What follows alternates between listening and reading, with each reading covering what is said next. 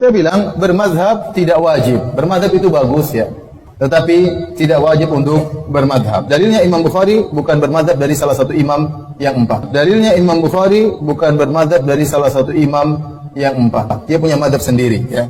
Sekarang kita sedang belajarnya madhab siapa? Madhabnya Imam Al-Bukhari. Imam Bukhari kenapa nggak jadi madhab sendiri, Pak? Karena ternyata, Pak, ulama-ulama setelah imam yang empat itu, mereka ternyata lebih merojikan pokok-pokok salah satu dari madhab itu. Imam Bukhari lebih banyak condong dalam masalah usul-usul madhab itu kepada Imam Syafi'i. Sehingga dikatakan Imam Bukhari itu madhabnya Syafi'iyah. Sehingga dikatakan Imam Bukhari itu madhabnya Syafi'iyah. Sehingga dikatakan Imam Bukhari itu madhabnya Syafi'iyah. Assalamualaikum warahmatullahi wabarakatuh. Alhamdulillah kawan-kawan, kembali lagi kita di channel M-Bot Official. Di video kali ini kita masih membahas bagaimana pentingnya kita ini mengikuti salah satu madzhabul arba'ah. Baik kita ini kalangan orang awam maupun kalangan ulama. Supaya apa hadirin? Di antaranya yaitu supaya keilmuan kita, supaya amal ibadah kita sanadnya sambung kepada Rasulullah SAW. Kawan-kawan semua, perkataan-perkataan Salafi Wahabi yang mereka tidak mementingkan salah satu mazhab itu adalah pemikiran yang keliru. Baik kawan-kawan, di video kali ini kita akan mendengarkan lagi kajian dari Ustadz Muhammad Shaleh Syatoh tentang pentingnya kita ini mengikuti salah satu madzhabul arba'ah. Oke kawan-kawan, tidak perlu lagi berlama-lama di depan.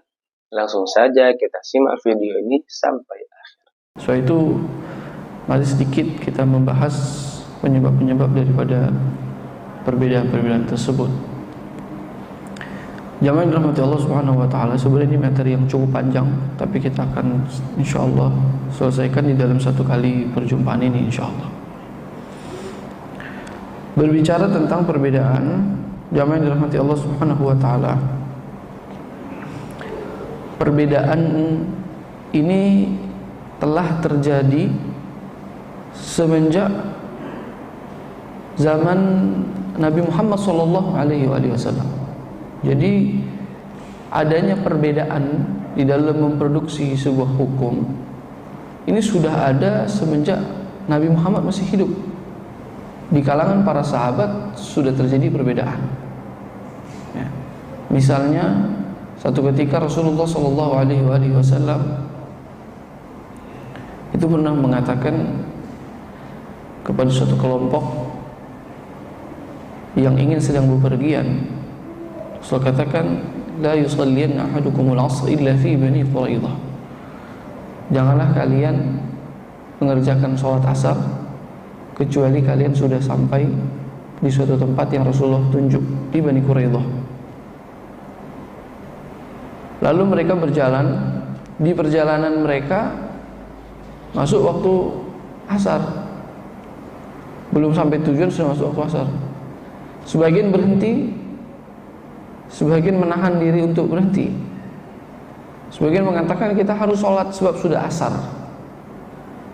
Sebagian bilang enggak boleh, Rasulullah suruh sholat asarnya nanti kalau sudah di Bani Quraidah. Karena Rasulullah kata la yusalliyanna ahadukumul 'asra illa fi Bani Quraidah. Janganlah kalian sholat asar kecuali kalau kalian sudah sampai di Bani Quraidah. Sehingga mereka berdebat di situ. Akhirnya satu kelompok mendirikan sholat asar di perjalanan, yang satunya tidak melaksanakan sholat asar karena Rasulullah katakan jangan sholat asar kalau sudah sampai ya. Sehingga mereka sampainya sudah maghrib, sudah lewat waktu. Jadi yang satu sholat di waktunya tetapi belum sampai tujuan, yang satu sholat di tujuan tapi sudah lewat daripada waktunya. Dan berita ini sampai kepada Nabi Muhammad SAW,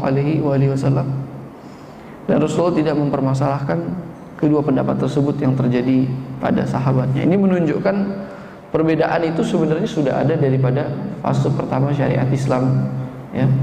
Di zaman Nabi Muhammad SAW masih ada sendiri, sudah terjadi perbedaan. Sudah terjadi perbedaan dan biasa itu terjadi gitu ya.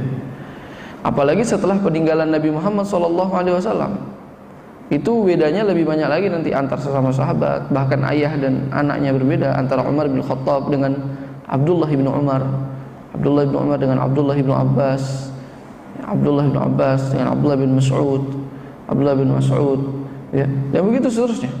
Jadi mereka telah terjadi banyak hal-hal yang berbeda di dalam menetapkan sebuah hukum. Jadi itu berbeda di zaman Nabi Muhammad, berbeda setelah peninggalan Nabi Muhammad, dan terus turun lebih banyak lagi terjadi perbedaan. Ya, bahkan ya, di dalam satu pendapat seseorang ulama itu kadang-kadang pendapat dia yang baru menyalahkan pendapat yang lamanya. Itu biasa terjadi. Jangankan dua kepala, satu kepala saja berbeda pendapat boleh terjadi. Di dalam satu mazhab saja itu banyak sekali pendapat yang berbeda-beda di dalam satu mazhab, intern mazhab.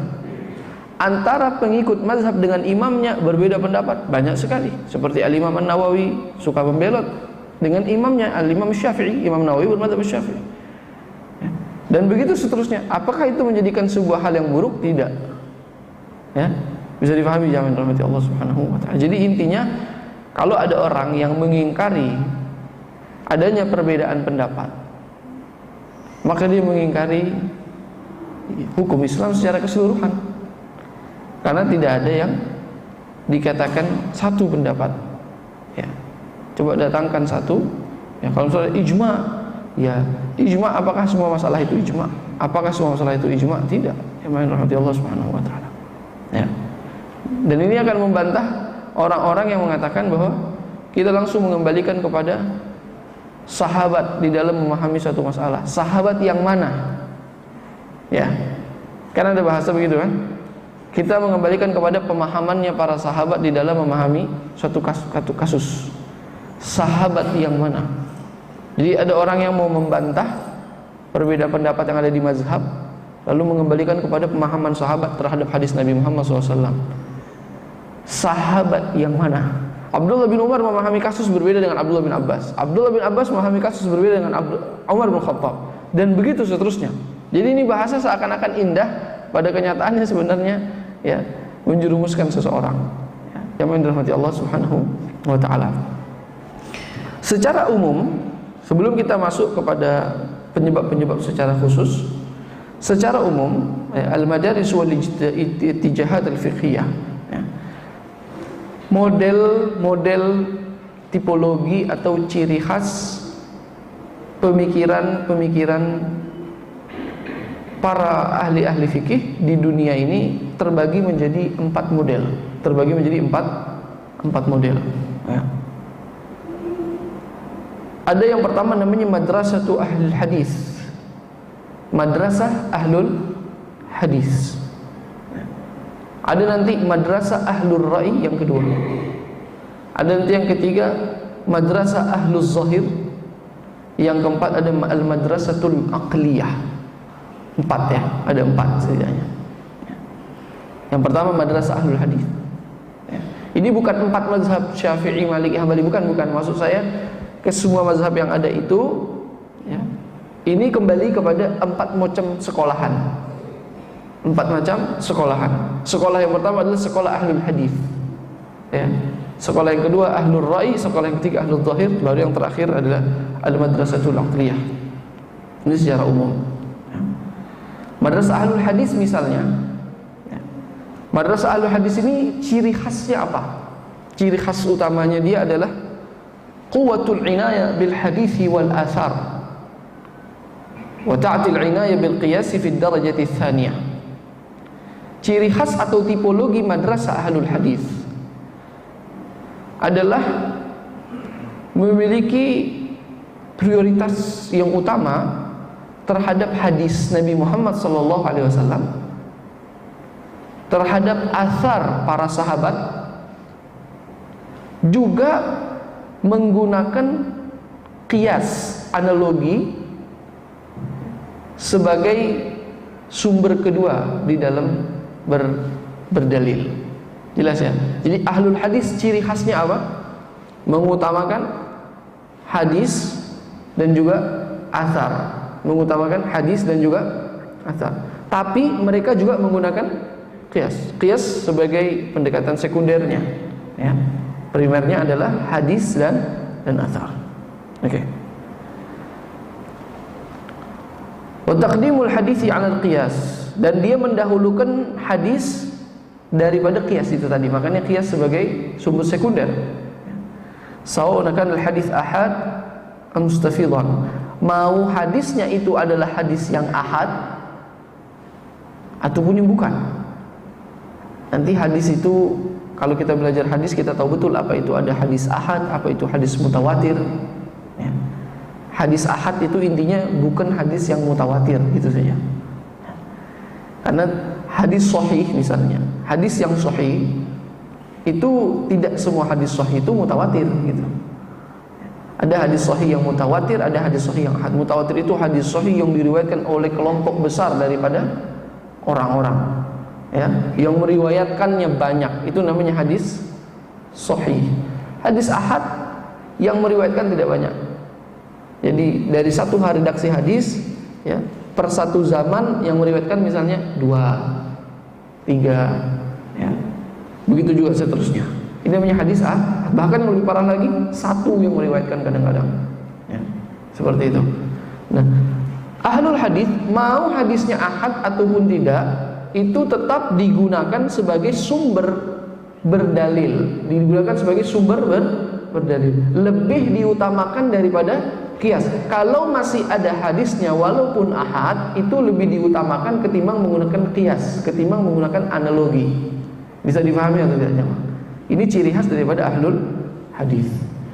Madrasah yang kedua adalah madrasah ahlur ra'i. Madrasah ahlur ra'i. Madrasah ahlur ra'i ini ciri khasnya adalah al-inayah bil hadis aqal min ahlil hadis wal inayah bil qiyas qawiyyah. Mereka menggunakan hadis juga dan juga menggunakan qiyas juga. Hanya saja menggunakan qiyas lebih cenderung daripada menggunakan hadis.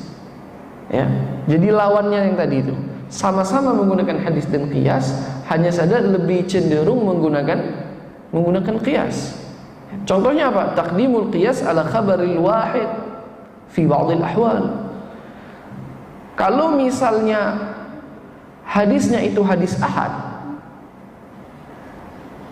apalagi hadis itu berlawanan dengan kebiasaan yang umum, maka mereka lebih mendahulukan analogi, mendahulukan qiyas daripada mendahulukan hadis yang ahad. Berarti ini terlihat bedanya sudah, Pak, ya. Kalau misalnya ahlul hadis, mau hadisnya ahad, mau hadisnya tawatur, jelas didahulukan daripada qiyas. Itu ahlul hadis. Kalau ahlul ra'i, hadis dipakai, tapi ketika hadis itu ahad lalu berlawanan dengan kebiasaan umum, maka mereka lebih menggunakan dengan qiyas. Jelas ya? Seperti itu. Ini madrasah yang kedua, madrasah ahlul hadis dan madrasah ahlul ra'i. Di dunia dari zaman dahulu sampai saat ini, yang mendominasi adalah dua sekolah ini. Yang mendominasi di dalam keilmuan fikih, di dalam keilmuan hukum Islam, ini adalah dua madrasah ini, madrasah ahlul hadis dan madrasah ahlul ra'i. Ya. Madrasah ahlul hadis siapa misalnya? Madhabnya Imam Malik, madhabnya Imam Malik bin Anas, dan juga madhabnya Imam Ahmad bin Hanbal. Madrasah ahlul ra'i adalah madhabnya Imam Abu Hanifah, madhabnya Imam Abu Hanifah. Ya. Apa sebab? Ya, sebab Imam Malik itu hidup di Madinah, di mana banyak para tabi'in, ratusan ribu bersama mereka. Yang mana tabi'in ini dilahirkan dari ribuan sahabat, yang mana sahabat ini berjumpa langsung dengan Nabi Muhammad SAW. Sehingga khazanah riwayat hadis-hadis dalam setiap masalah ada banyak sama dia. Apapun yang ingin diperlukan ada riwayatnya, karena dia hidup di Madinah, sehingga tidak sering menggunakan qiyas. Adapun Imam Abu Hanifah karena dia di Irak, ya, dan sahabat yang diutus ke Irak pada saat itu sebagai ulamanya tidak banyak. Yang masuk situ diutus sama Umar bin Khattab adalah Abdullah bin Mas'ud misalnya. sehingga kasusnya lebih banyak daripada riwayat-riwayat yang dia miliki, sehingga banyak pertanyaan dan kasus yang tidak terjawab atau didapatkan dalil-dalilnya, teks nasnya nggak ada dari hadis-hadis itu. Makanya mereka menggunakan kepala mereka menggunakan qiyas, mendahulukan qiyas, terutama dalam kasus-kasus yang unlogik seperti itu. Jelas ya kira-kira Bapak-bapak ya. Nah, jadi ini ciri khas dua mazhab atau dua madrasah, yang mana di madrasah pertama itu melahirkan madhab Imam Malik dan madhab Imam Ahmad, dan di madrasah kedua melahirkan madhab Imam Abu Hanifah. Di mana madhab Syafi'i kira-kira? Perkawinan dua madhab ini, perkawinan dua sekolah ini ya. Itu di zaman itu ada perang dingin, jamaah rahmati Allah. Ada perang dingin antara orang-orang Hijaz dan orang Irak. Orang-orang Hijaz itu yang bermadhab Maliki ya, orang-orang Irak yang bermadhab Hanafi. Kenapa? Karena di sana menganggulkan riwayatnya, yang di sini menganggulkan kecerdasan kepalanya. Ya, itu Imam Syafi'i yang mengkawinkan dua sekolahan tersebut. Mazhab Syafi'i itu adalah fusion dari dua madrasah itu, dari madrasah Ahlul Hadis dan madrasah Ahlul Ra'i, maka lahirlah mazhab Al-Imam Asy-Syafi'i. Jelas ya kira-kira? Itu madrasah yang kedua. Nanti yang ketiga ada namanya madrasah Ahluz Zahir. Madrasah Ahluz Zahir. Ini corak ketiga, ini corak ketiga daripada madrasah hukum Islam ya, Ahluz Zahir ya. Apa itu madrasah Ahluz Zahir? Ciri khasnya mereka, ciri khas madrasah Ahluz Zahir adalah qasrul inayah bizahirin nas ya. Mereka membatasi berdalil hanya dengan teks Al-Quran dan teks hadis. Membatasi ya, berdalil menggunakan teks Al-Quran dan teks hadis, dan menolak penggunaan qiyas, menolak penggunaan qiyas di dalam berdalil ya. Mereka tolak qiyas dan mereka menolak athar. Jadi yang dipakai hanya satu saja, apa itu? Teks Al-Quran dan teks hadis. Jelas atau tidak kira-kira ya? Kalau yang tadi di atas dua madrasah Ahlul Zahir sama Ahlul Ra'i, walaupun berbeda tapi masih sama, mereka menggunakan Al-Quran dan hadis. Kalau tadi saya coba jelaskan ya, mohon maaf, kalau saya katakan menggunakan Al-Quran dan hadis sama menggunakan teks Al-Quran dan hadis, itu jauh berbeda jamaah. Saya ulang ya, kalau madrasah 1 dan madrasah 2 Ahlul Hadis dan Ahlul Ra'i itu menggunakan Al-Quran dan hadis. Kalau Ahlul Zahir menggunakan teks Al-Quran dan hadis. Maksudnya apa? Kalau Al-Quran dan hadis itu mengandung teks dan konteks, mengandung teks dan konteks. Ahlul hadis dan Ahlul Ra'i di dalam berdalil menggunakan Al-Quran, menggunakan teks Al-Quran dan menggunakan konteks Al-Quran. Kita sebut dengan mantuk dan mafhum. Mantuk adalah teks redaksi daripada Al-Quran ataupun hadis. Mafhum adalah konteks yang difahami daripada redaksi Al-Quran dan hadis. Nah, Ahlul Zahir menolak mentah-mentah konteks. Dia hanya menggunakan teks Al-Quran dan teks. Bedanya jauh Pak ya? Bedanya jauh betul. Nanti kalau menolak konteks itu berdampak kepada banyak hukum yang akan ditolak, banyak kasus yang akan ditolak ketika seseorang menolak konteks ya. Jadi jangan nanti menisbatkan tekstualis kepada mazhab Imam Ahmad bin Hanbal. Imam Ahmad bin Hanbal itu Ahlul Hadis.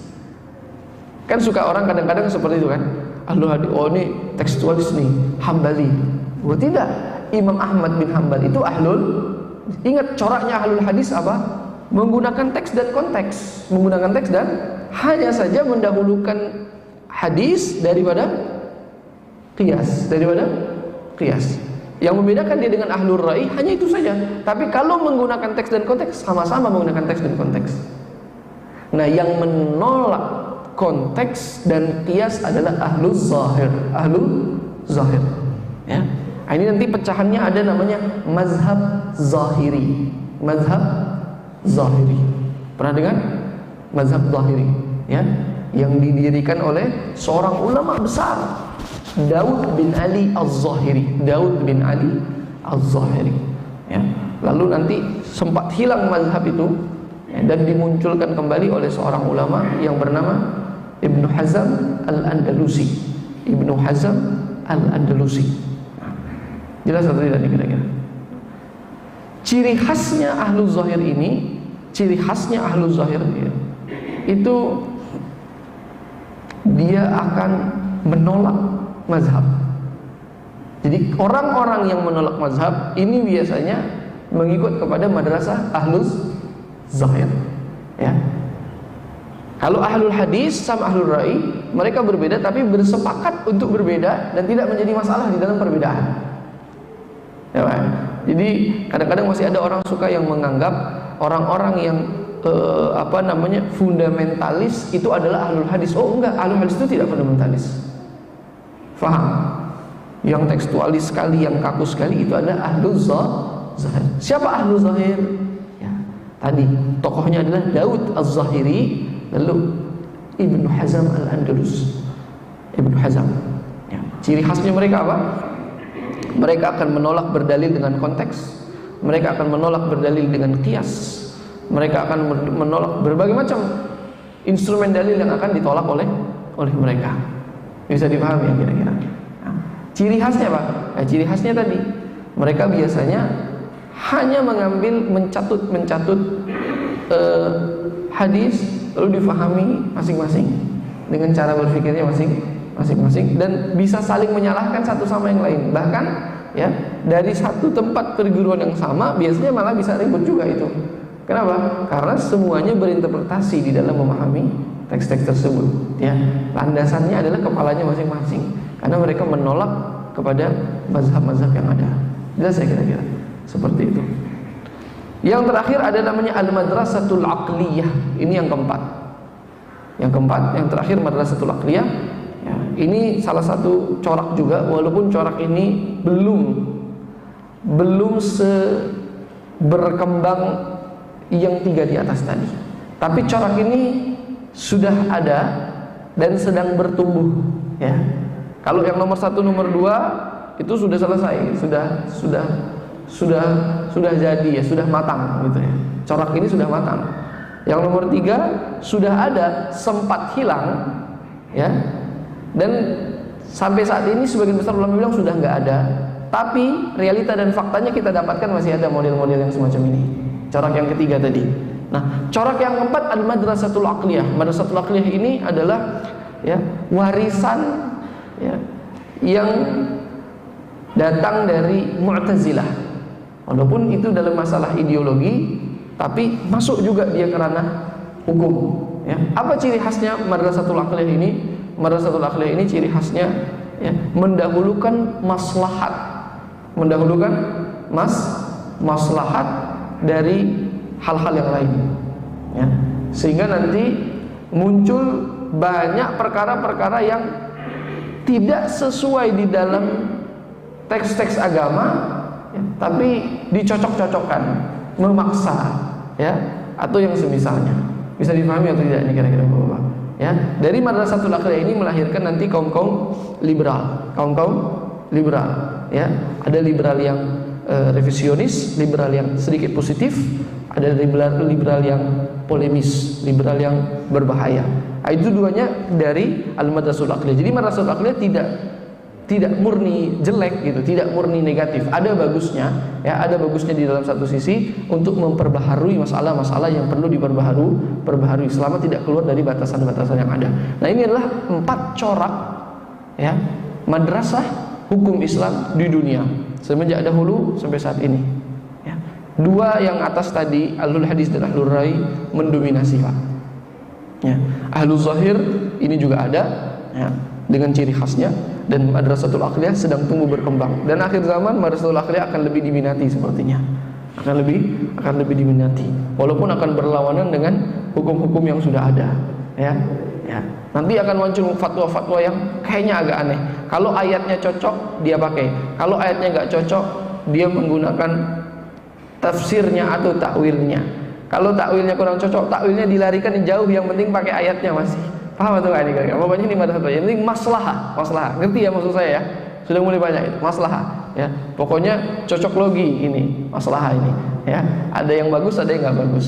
Nah, ini 4 corak madrasah fikih atau hukum Islam yang ada di dunia. Jadi itu nggak bisa kita pungkiri, sudah ada di tengah-tengah kita dan kita bagian daripada ini semua.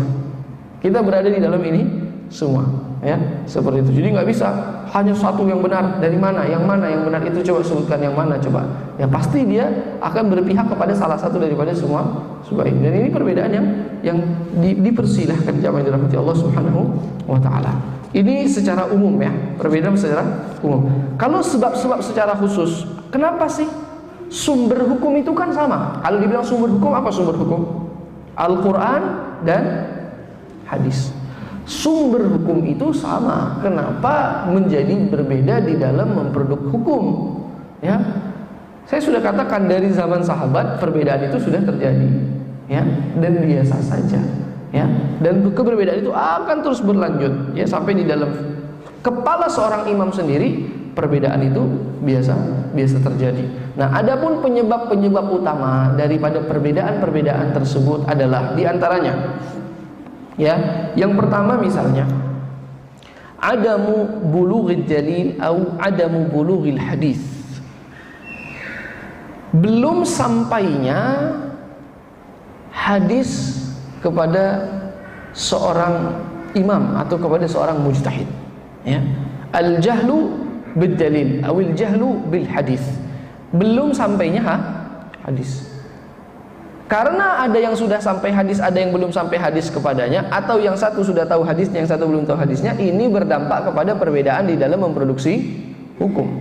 Seperti tadi saya katakan, yang di Irak di saat itu orang-orangnya nggak banyak riwayat-riwayat hadis, sehingga keadaan mereka memaksa untuk memproduksi hukum, mau tidak mau menggunakan pendekatan-pendekatan yang lain. Muncullah pendekatan analogi itu, sehingga berbeda dampaknya dengan orang yang mendapatkan hadis di Madinah di dalam memproduksi hukum. Jelas atau enggak nih Pak kira-kira?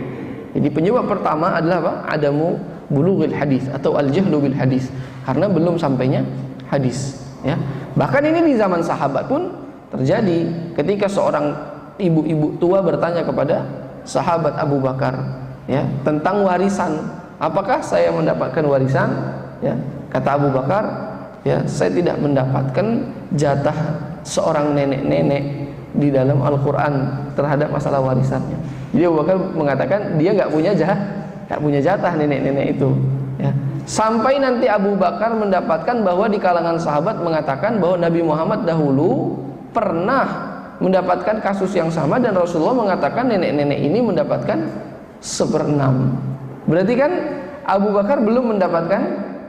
Ini sekelas sahabat Nabi sendiri loh, berbeda dengan sahabat yang lain. Sekelas Abu Bakar Siddiq, ya, yang sangat dekat dengan Nabi Muhammad, sehingga berbeda. Sahabat yang lain mengatakan dapat, Abu Bakar mengatakan tidak dapat. Kenapa?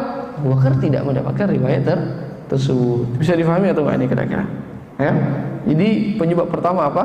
Al-jahlu bil hadis, ya, tidak memahami atau belum sampai kepadanya hadis. Seperti itu jamaah yang dirahmati Allah Subhanahu wa taala. Misalnya juga seorang yang sedang berpuasa dalam keadaan junub, masuk waktu subuh belum mandi junub. Belum mandi junub, ya. Abu Hurairah mengatakan puasanya nggak sah. Abu Hurairah mengatakan puasanya tidak sah orang yang junub, sudah masuk subuh belum mandi junub. Kenapa? Karena dia belum mendapatkan hadis Rasulullah Shallallahu Alaihi Wasallam karena yusbihu junuban thumma yasum. Nabi itu pagi-pagi dalam keadaan berjunub tapi tetap berpuasa. Sehingga sahabat yang lain mengatakan kalau junub yang penting junubnya bukan pas puasa, junubnya malam, cuman belum sempat mandi, maka itu puasanya boleh. Abu Bakar bilang batal. Kenapa? Karena belum mandi. Karena Abu Bakar Abu Hurairah masih mengatakan hadis yang dia dapatkan yang sebelumnya, man asbaha junuban fala shaumalah. Barang siapa yang pagi-pagi masih dalam keadaan junub, belum mandi, maka dia tidak sah puasanya. Berbeda kan Pak ya? Kenapa sebabnya? Karena belum mendapatkan dalil, belum mendapatkan dalil.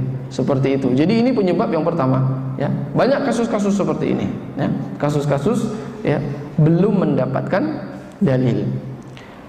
Yang kedua, penyebab yang kedua adalah adamu tsubutid dalil atau adamu tsubutil hadis. Penyebab yang kedua adalah dalilnya dapat, hadisnya ketemu. Berarti sama-sama mengetahui, berbeda di dalam menentukan status dalil itu. Berbeda di dalam menentukan status hadis itu. Ya. Fulan dapat, fulan juga dapat. Sahabat ini dapat, sahabat ini dapat. Imam ini dapat, imam ini dapat. Tapi berbeda di dalam menentukan status daripada hadis tersebut. Ya, status daripada hadis tersebut. Jelas atau enggak ini kira-kira? Sehingga berdampak kepada digunakan atau tidaknya hadis tersebut. Sehingga berdampak kepada bedanya produk hukum. Jelas ya? Jadi jangan buru-buru nanti kita memvonis imam itu nggak tahu apa hadisnya ada, padahal dia tahu. Ya, ya. Dan ini banyak kejadian yang semacam ini zaman dirahmati Allah Subhanahu wa taala.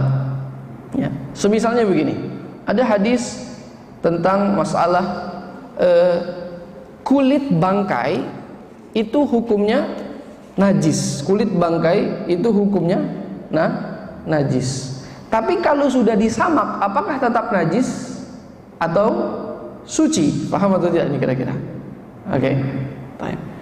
Mayoritas ulama seperti madhab al-Imam Syafi'i, seperti madhab Imam Malik dan yang lainnya mengatakan kulit bangkai kalau sudah disamak, ya, kalau sudah disamak itu menjadi suci. Makanya kulit bisa dipakai. Ya. Mereka mengetahui ada hadis Nabi Muhammad SAW, ya. Rasulullah katakan idza dubighal ihab faqad tahur. Kalau misalnya kulit itu telah disamak, maka kulit itu telah menjadi suci. Hadis ini disahihkan oleh Al-Imam Muslim di dalam sahihnya. Jelas atau tidak ini kira-kira?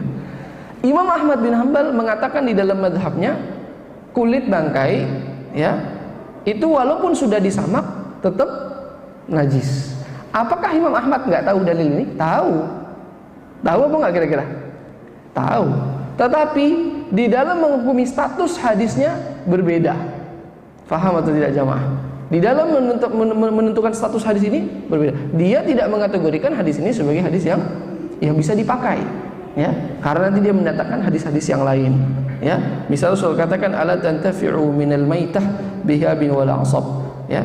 Jangan lagi kamu memakai, ya, kulit-kulit daripada bangkai tersebut, mau kamu pakai samak ataupun yang semisalnya tetap tidak bisa, kata Rasulullah sallallahu alaihi wasallam. Sehingga nanti menghasilkan produk hukum yang berbeda. Jangan nanti kita bilang Imam Ahmad nggak tahu hadisnya, tahu, tapi dia menentukan status hadis ini berbeda dengan ulama-ulama yang lain. Jelas atau nggak kira-kira jamaah?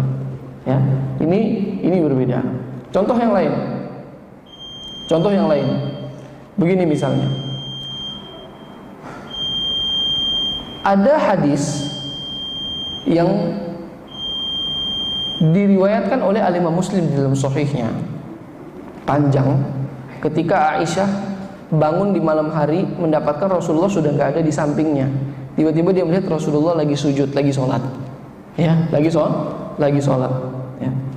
Lalu di tengah-tengah sholat itu Aisyah meriwayatkan, ya, rasan aqibaihi fi sujud. Aku melihat Rasulullah lagi sujud, kedua kakinya rasan aqibai.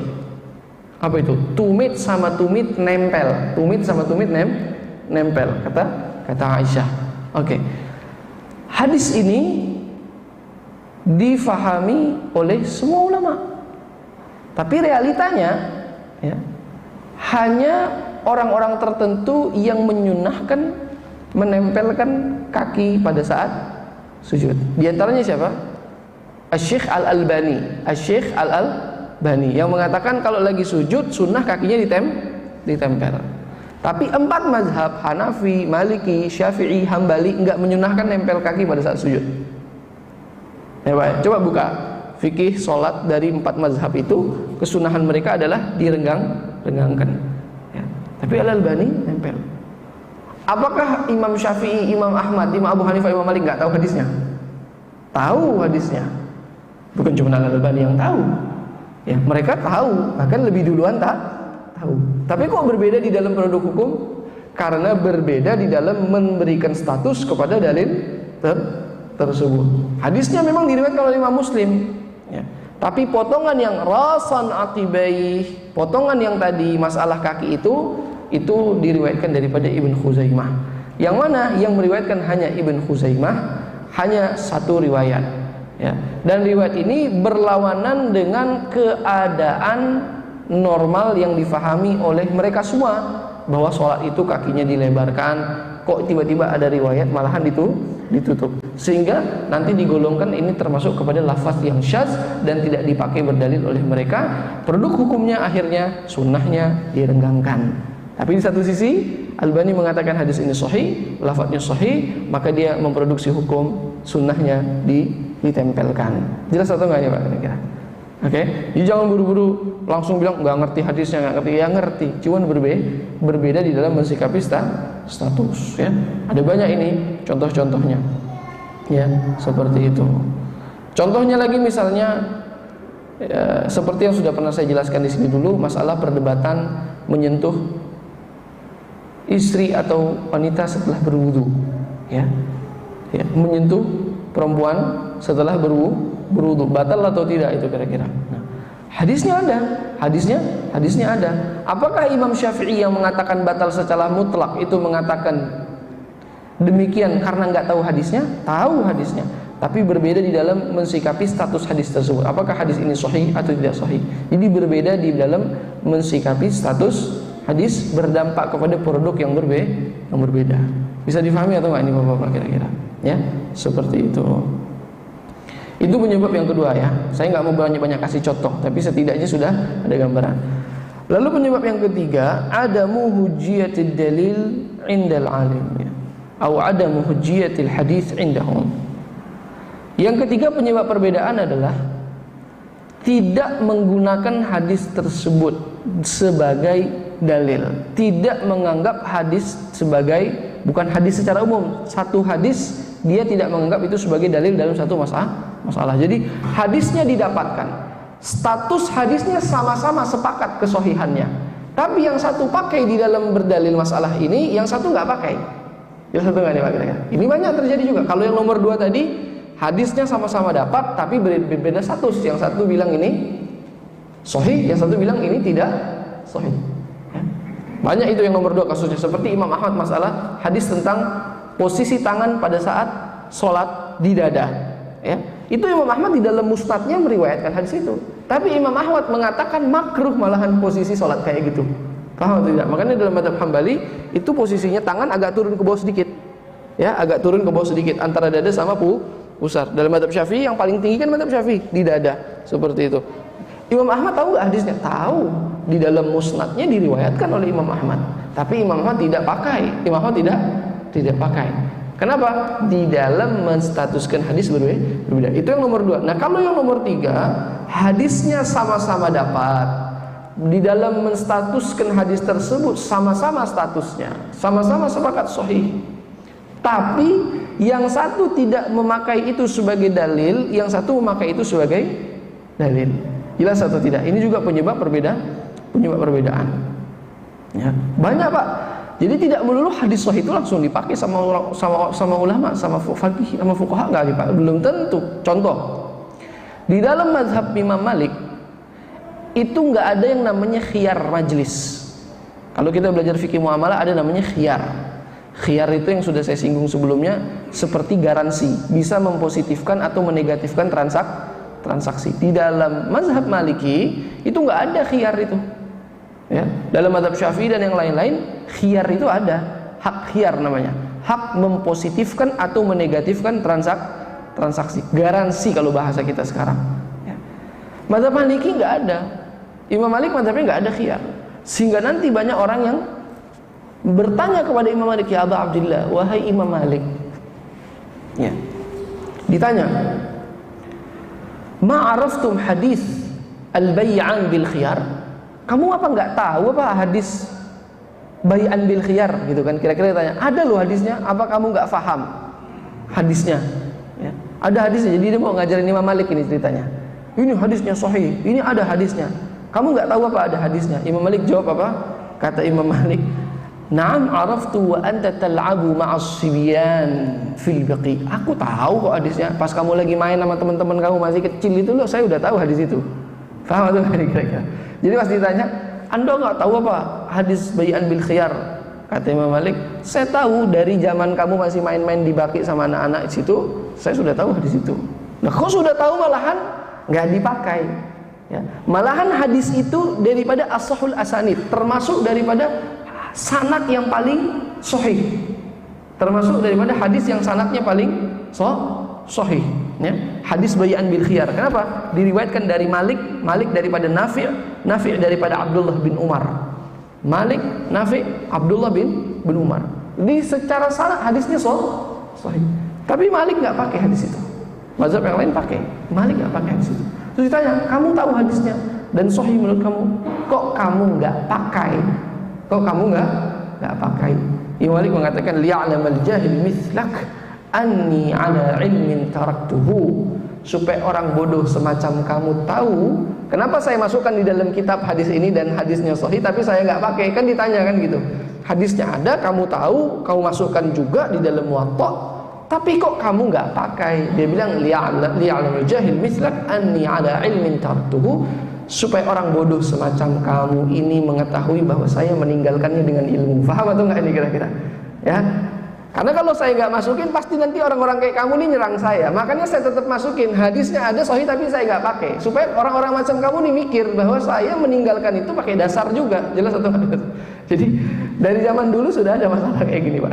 Ya, itu bahasa Imam Malik ya, bukan bahasa saya. Saya nggak tambah, saya nggak kurang. Ya, dia bilang liya'lamul jahil mithlak anni ala ilmin taraktuhu, supaya orang-orang bodoh semacam anda ini yang akan lahir lagi nanti setelah anda, dia tahu bahwa saya meninggalkannya dengan ilmu. Maksudnya meninggalkan hadis ini pakai paham, bukan karena nggak tahu. Makanya saya masukkan untuk membuktikan saya ketemu dalil ini. Dan saya sebutkan sanadnya nih termasuk daripada sanad yang paling sahih, supaya orang tahu nih hadisnya sahih menurut saya.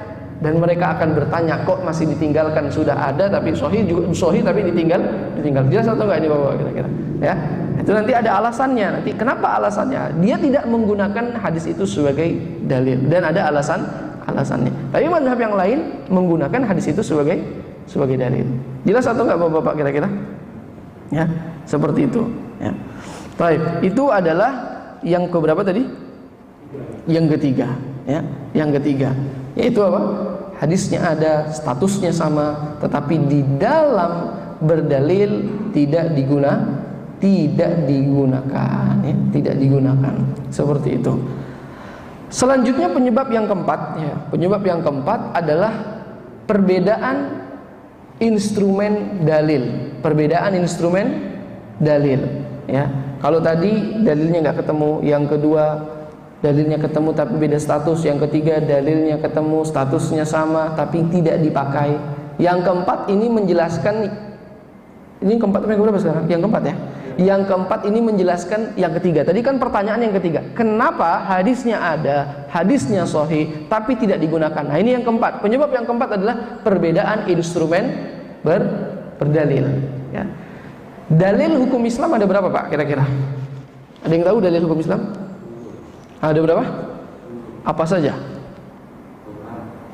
Quran, Sunnah, Hadis, Istislam, Istihsan, terus Masalah Mursalah,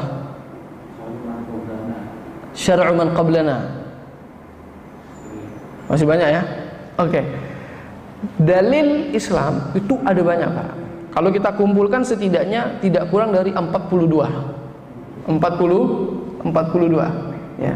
Jadi kalau dibilang dalil sama sumber dalil itu perkara yang jauh berbeda, ya. Al-Quran sama hadis adalah sumber dalil. Dalil tidak mesti Al-Quran dan hadis, beda ya. Sumber dalil semua sama, nggak ada yang berbeda, ya. Adillatul ahkam, dalil hukum itu bukan hanya Al-Quran dan hadis. Pemahaman terhadap Al-Quran dan hadis dengan berbagai macam metodenya itu adalah dalil hukum. Makanya kalau ada orang ngomong ini melakukan ini dalilnya mana? Terus kita jelaskan dalilnya, dia bilang mana hadisnya? Loh, ini berarti kan yang nanya nggak ngerti pertanyaannya sendiri. Kalau Anda tanya mana hadisnya, nggak semua masalah ada hadisnya.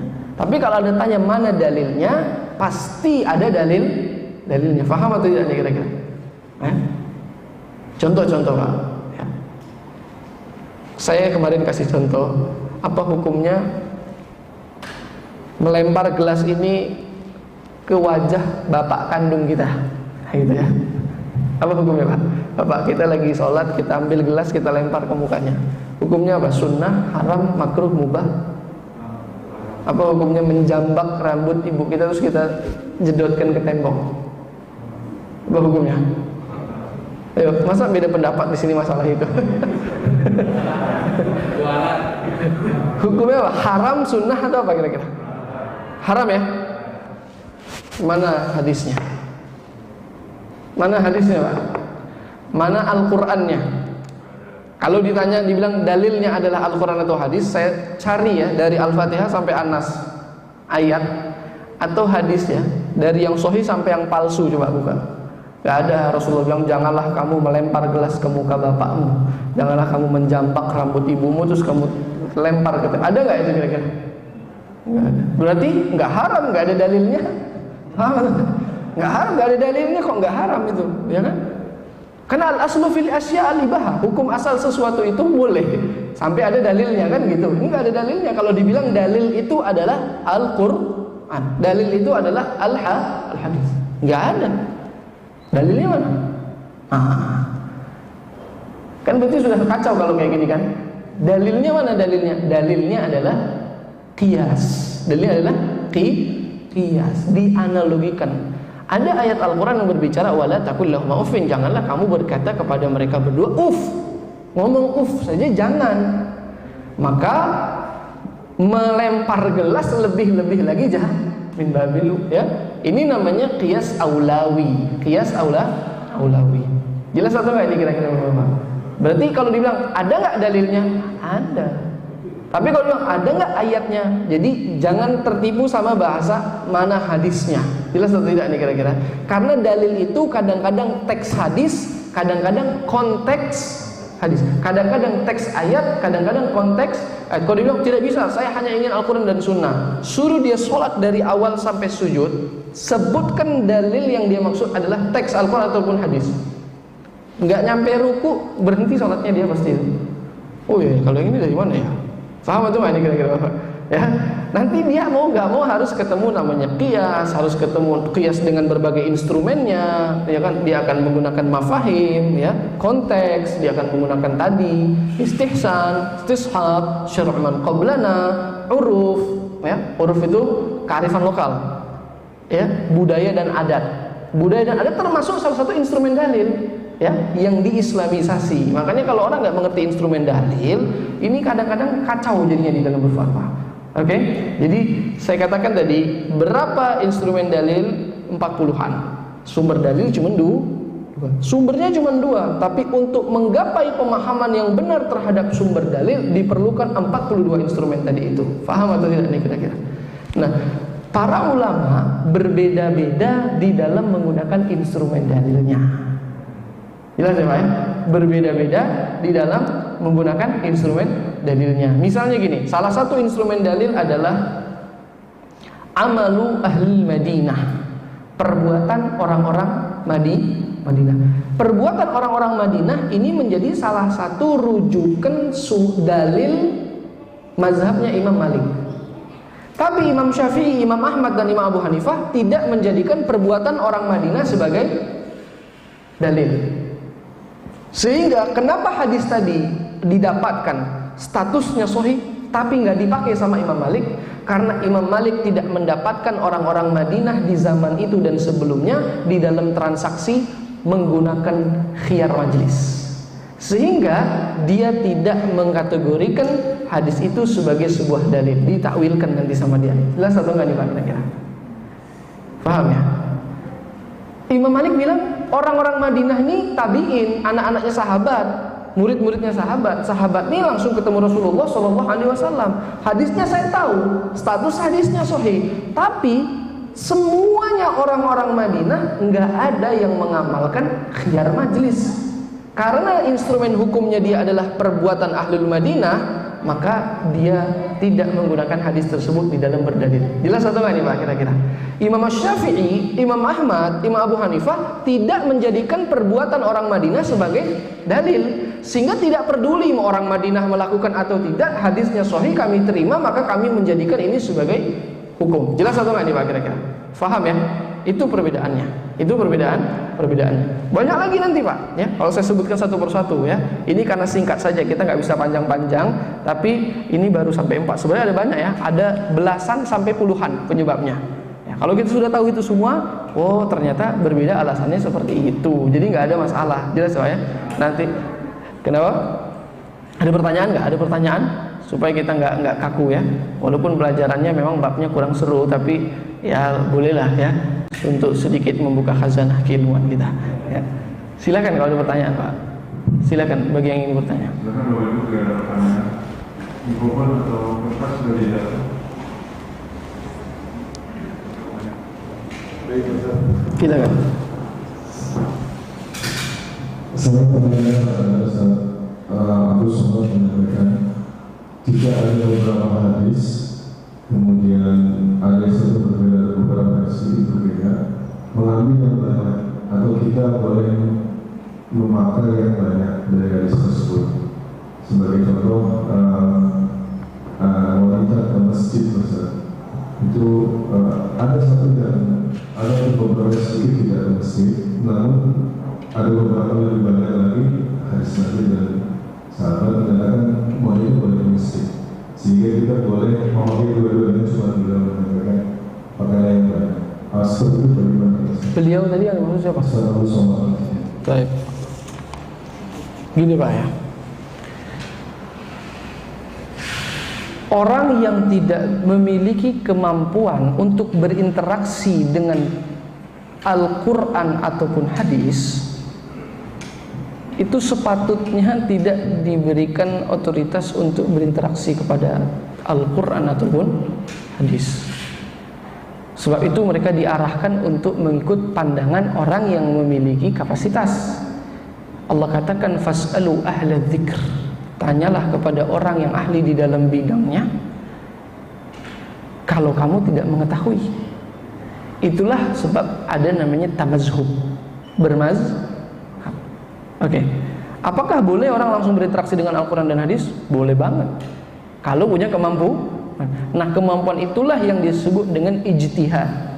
Kemampuan itulah yang disebut dengan ijtihad. Nah, orang yang memiliki kemampuan itu namanya mujtahid. Namanya mujtahid. Mujtahid pun levelnya ada banyak. Dari yang paling tinggi disebut dengan mujtahid mutlak. Mujtahid mutlak. Itu level-levelnya para sahabat tabi'in, kelasnya Imam Abu Hanifah, Imam Syafi'i, Imam Malik, Imam Ahmad bin Hanbal. Itu namanya mujtahid mutlak. Nanti di bawahnya ada lagi mujtahid yang lain. Ada mujtahid tarjih, ada mujtahid fatwa. Itu berbeda kelas itu, ya. Nah, kalau yang bukan mujtahid itu namanya muqallid. Namanya apa? Muqallid. Orang yang hanya mengikut kepada hasil ijtihad orang yang memiliki kemampuan ijtihad. Oke. Di bawahnya muqallid adalah ammi, orang awam. Orang awam itu tidak mengikuti satu mazhab, dia mengikuti fatwa ustadz yang dia tanya saja, tergantung siapa yang dia tanya. Jelas atau tidak ini kira-kira? Maka itu dikatakan al-ammi la mazhabalahu. Orang awam itu enggak bermazhab. Karena mazhabnya mazhab ustadz yang ceramah, ustadz yang ceramah siapa ya jawabannya apa itu yang dia dapat. Tapi kalau muqallid itu pelajar, santri, mahasiswa itu muqallid. Dia mengikuti apa yang ada, tapi dia tidak berijtihad. Orang yang berijtihad itu ulama. Oke, kenapa saya kurang setuju kalau misalnya ikut yang banyak? Misalnya kalau memang seperti itu ya pemahamannya, saya nggak tahu aslinya memang seperti itu atau tidak. Ada hadis kita ikut. Itu metode macam apa itu semacam itu? Ya, nggak bisa.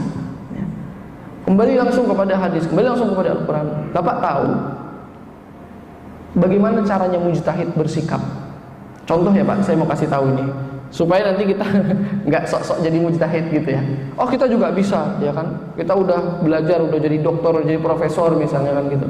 Saya kasih tahu, mujtahid itu gimana cara kerjanya. Contoh ya, misalnya ini mikrofon.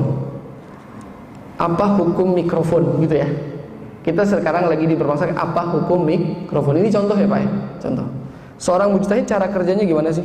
Pertama, dia harus tahu secara komprehensif seluruh ayat Al-Quran yang berkaitan dengan mikrofon.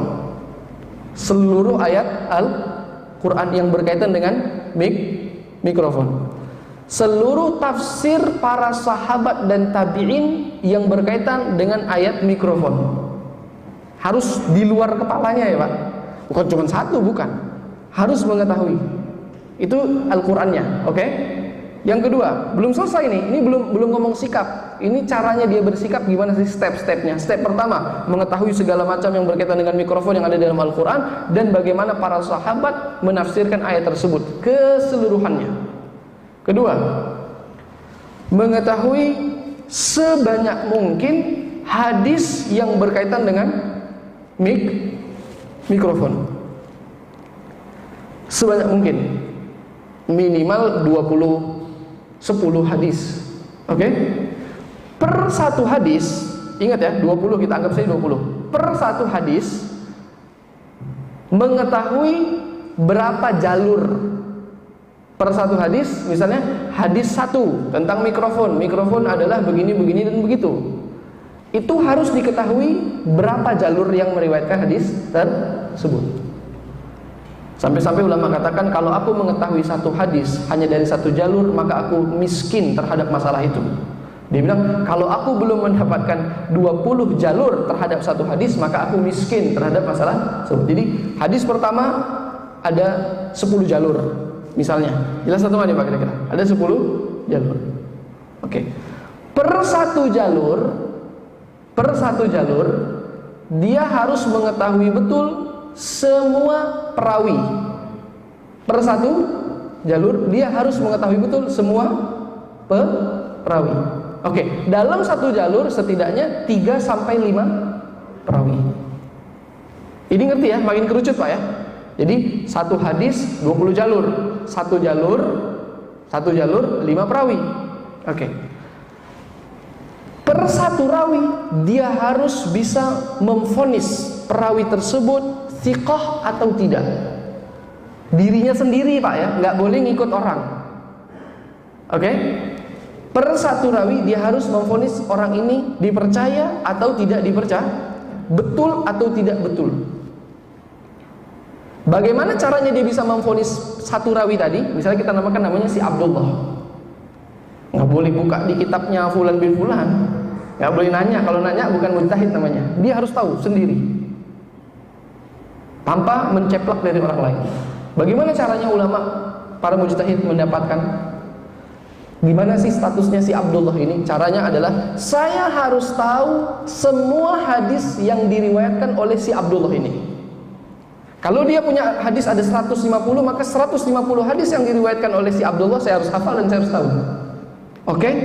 Lalu bagaimana saya mengetahuinya lagi? Saya harus tahu bagaimana sikap perawi-perawi lain yang ada di hadis yang lain terhadap si Abdullah. Intinya panjang prosesnya. Selesai itu baru kita bisa katakan Abdullah thiqah. Baru satu rawi dari 5 rawi di satu jalur dari 20 jalur di hadis pertama. Paham atau enggak nih Pak kira-kira? Jelas ya? Oke?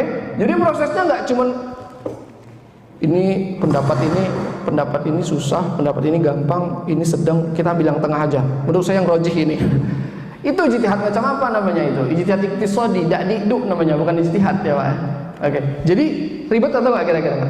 Itu satu hadis saja, kalau pakai metodenya sekarang mau kita terapin nggak bakal bisa. Paham? Oke. Itu baru hadisnya. Nanti hadisnya udah panjang selesai, dia harus menguasai ya pendekatan-pendekatan yang lain. Seperti apa? Nahu, shorof, balaghah, mantik, bayan, badi, ma'ani. Harus punya usul fiqh sendiri dan memahami bahasa daripada setiap kalimat yang memiliki ambiguitas di dalam ayat dan Al-Quran dan hadis tersebut. Oke, intinya panjang. Barulah mereka mau mengatakan hukum mikrofon ini adalah sunnah, mubah, haram, makruh. Panjang nggak prosesnya kira-kira Pak? Panjang. Ulama hari ini yang udah profesor top juga nggak begitu caranya. Pengen tahu masalah hukum mikrofon, buka hadisnya, disohihkan oleh Imam Fulan, maka hadisnya sohih, hukumnya boleh. Cepat banget kan? Ngerti atau nggak nih Pak kira-kira? Beda jauh. Ada hadis yang lain, ada banyak, kita kumpulkan. Kita kumpulkan. Ini kayaknya agak memberatkan, ini agak gampang, ini sedang, maka kita ambil yang tengah. Itu tadi. Itu ijtihad hari ini, bukan ijtihad itu namanya, main-main. Oke? Jadi kalau kita bukan, jadi kata-kata ijtihad itu enggak gampang ya, enggak gampang. Sebab itu para ulama yang kaliber-kaliber aja enggak ada yang berijtihad, yang berijtihad mutlak itu jarang. Sekelas Imam Nawawi itu hanya mentarjih. Sekelas Ibnu Hajar Al-Haytami Ar-Ramli itu hanya memfatwa, bukan berijtihad seperti yang saya katakan tadi itu. Dan begitu yang lainnya. Panjang lah kalau saya, itu memang materinya usul fiqh harusnya ya, seperti itu. Jelas Pak ya?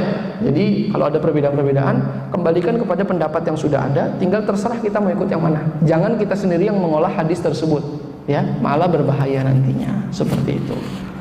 Gila, kalau ada pertanyaan lagi silakan. Foto.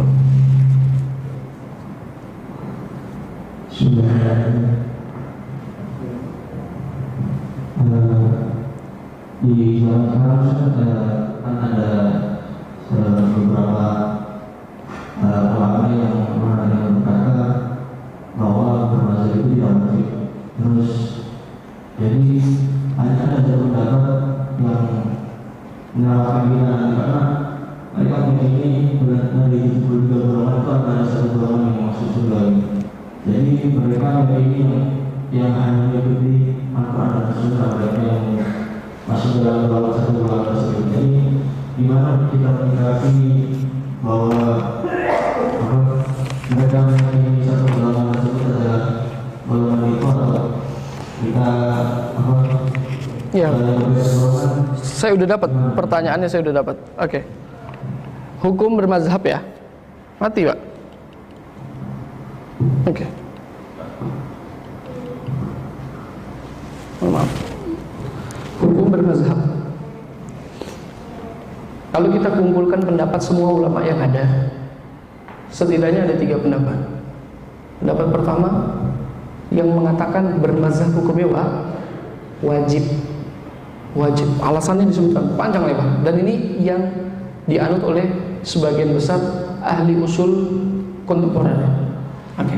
Yang kedua, bermadzhab hukumnya boleh. Bermadzhab hukumnya boleh, tidak wajib. Berarti boleh ikut mana-mana, terserah kita. Ini mayoritas ulama berada di pendapat kedua. Oke. Mayoritas.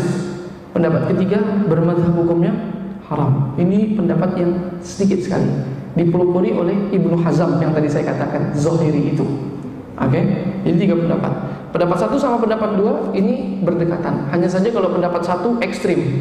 Jadi harus satu, kita ini bermadzhab Syafi'i aja udah nggak boleh, kalau bukan Hanafi aja kayak gitu. Nah, kita di Indonesia ini lebih cocok yang nomor 2, keadaan kita. Oke, karena kita mau dibilang Syafi'i bukan, Hanafi bukan. Ya itu tadi, tergantung keadaannya. Silahkan tanya kepada ustaz siapa. Kalau yang ustaz ditanya condongnya ke Syafi'i, pasti mazhabnya antum jadi Syafi'i. Kalau ustaz yang antum tanya mazhab Hambali, jawabannya jelas atau tidak?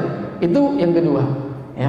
Tapi tidak diberikan otoritas kepada orang untuk memahami sendiri. Oke, jelas ya. 1 sama 2 itu masih aman dan dibenarkan. Nah, yang nomor 3 mengatakan haram bermazhab. Haram bermazhab itu adalah Ibnu Hazm.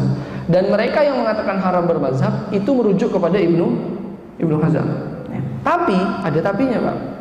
Kalau kita teliti, saya baca betul-betul pelan-pelan baik-baik omongan Ibnu Hazm ya, perhatikan ya.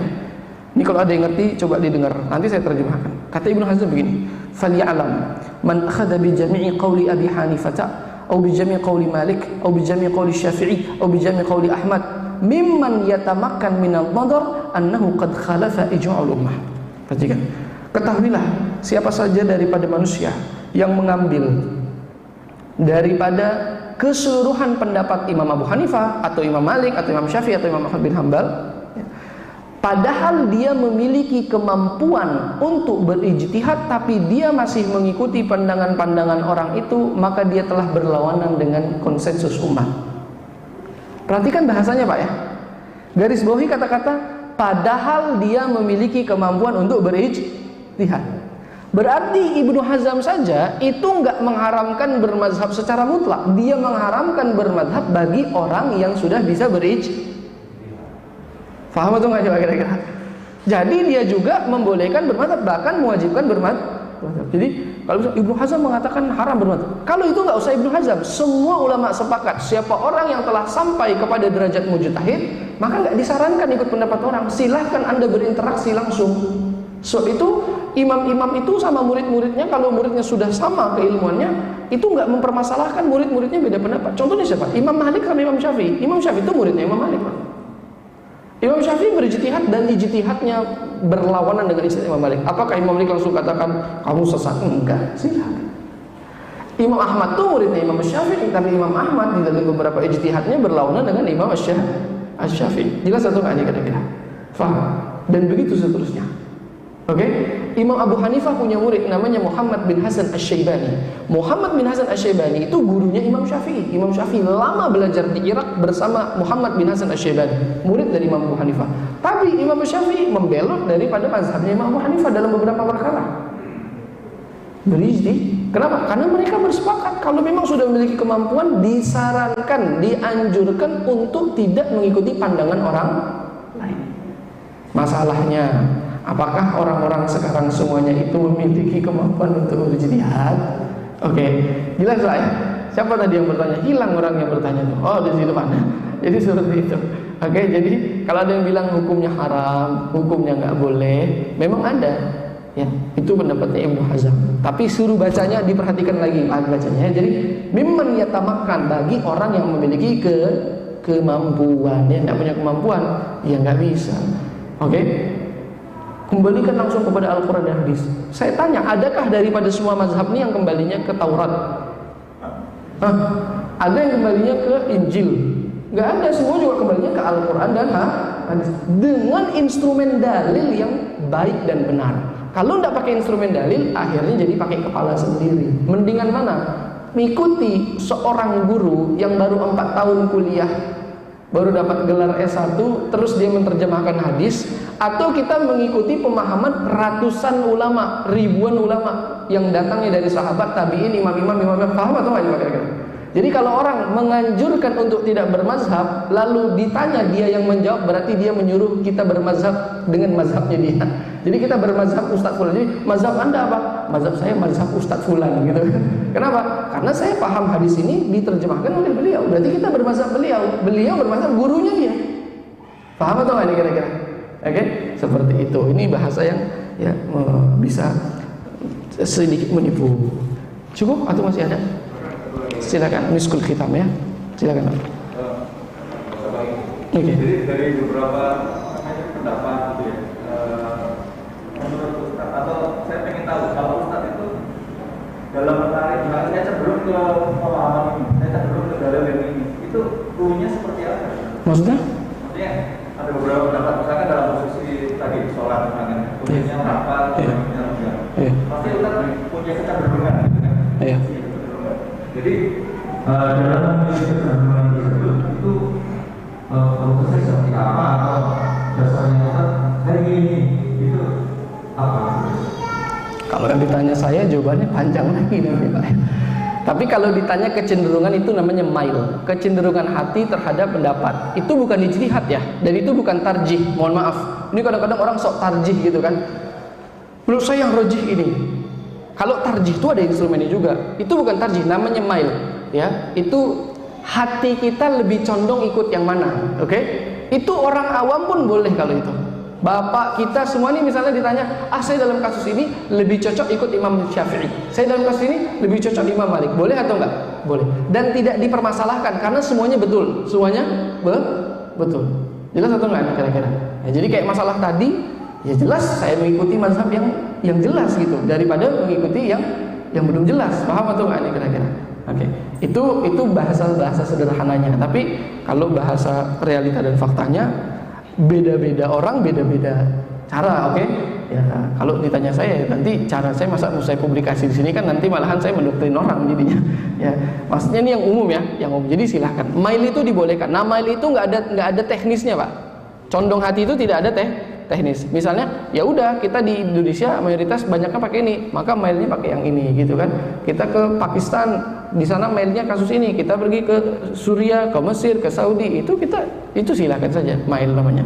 Tapi mail namanya cocok kepada condong hati kepada yang jelas ada, yang betul ada, boleh seperti itu. Jelas ya kira-kira ya, seperti itu. Cukup ya Pak ya? Alhamdulillah Ustaz, ini sebuah pencerahan yang sangat bagus sekali buat kami awam ini Ustaz. Jadi kami tidak bingung kalau ada perbedaan pemahaman seperti itu. Yang penting adalah saling menghormati. Betul. Nah, itu pentingnya sebenarnya. Iya.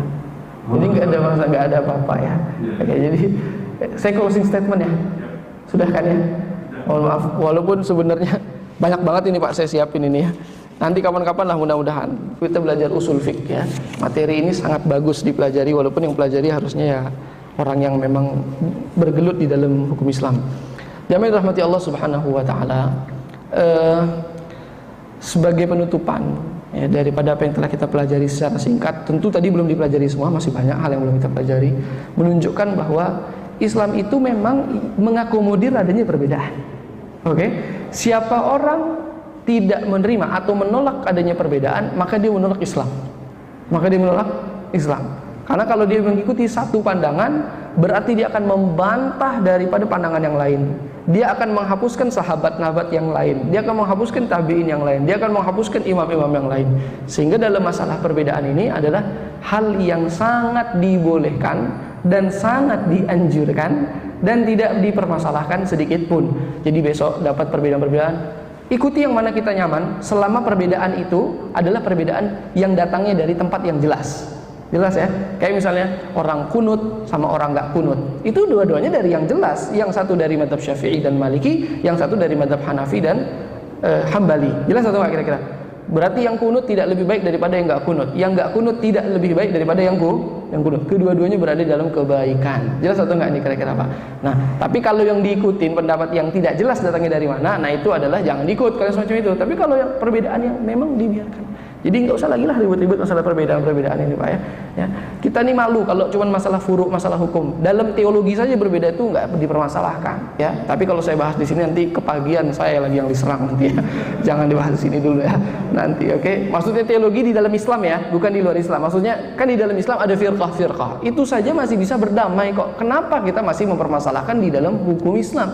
Yang mana hukum Islam ini hanya zonni. Perhatikan baik-baik. Di dalam Islamic law 99,9% itu zonni, raba-raba, asumsi, probabilitas, ambiguitas. Oke? Sehingga terjadi perbedaan. Yang nggak boleh terjadi perbedaan itu aslul usul, fundamental, prinsip di dalam akidah yang pokok. Dan yang pokok sangat sedikit sekali. Selebihnya itu tidak pokok. Selebihnya itu adalah asumsi. Sebagaimana sudah saya katakan, asumsi tidak bisa membatalkan asumsi. Pegang kaidah ini baik-baik ya. Iza tara'a ad-dalil awil lafad, bila mana dalil dan lafad itu kejatuhan al-ihtimal, asumsi, batala bihil istidlal, maka dia tidak bisa dipakai untuk menghujat, menyalahkan. Keduanya silakan dipakai masing-masing. Oke? Sampai di sini dulu perjumpaan kita pagi ini. Kurang lebihnya mohon maaf. Semoga Allah memberikan keridhaannya kepada kita dan kita siap untuk hidup di dalam perbedaan yang indah, di dalam menjalani agamanya Allah Subhanahu wa taala, mengikuti ajaran Nabi Muhammad SAW. Juga saya secara pribadi mengucapkan mohon maaf sebesar-besarnya bila mana ada kesalahan perbuatan, sikap, ucapan, pikiran, hati dan yang lain-lain. Dan mudah-mudahan Ramadan tahun ini kita dilebeli dengan label ketakwaan daripada Allah Subhanahu wa taala. Bismillahirrahmanirrahim. Alhamdulillahirabbil alamin. Allahumma shalli ala nabiyyina Muhammadin wa alihi wa sahbihi wasallam. Rabbana zalamna anfusana wa illam taghfir lana wa tarhamna lanakunanna minal khasirin. La ilaha illa anta subhanaka inna kunna minadh dhalimin. Rabbana atina min ladunka rahmatan wa hab lana min amrina rashada. Rabbana atina fid dunya hasanah wa fil akhirati hasanah wa qina adzabannar. Wa sallallahu ala habibina Muhammadin wa alihi wa sahbihi wasallam. Walhamdulillahirabbil alamin. Hadanallahu wa ja'alna. Assalamualaikum warahmatullahi wabarakatuh. Alhamdulillah kawan-kawan, itulah tadi kajian yang sangat penting, yang sangat mudah dicerna, yang disampaikan oleh Ustadz Muhammad Saleh Syahko. Semoga video ini bisa bermanfaat bagi diri kita, keluarga kita, dan umat seluruh alam. Terima kasih yang sudah menonton. Assalamualaikum warahmatullahi wabarakatuh.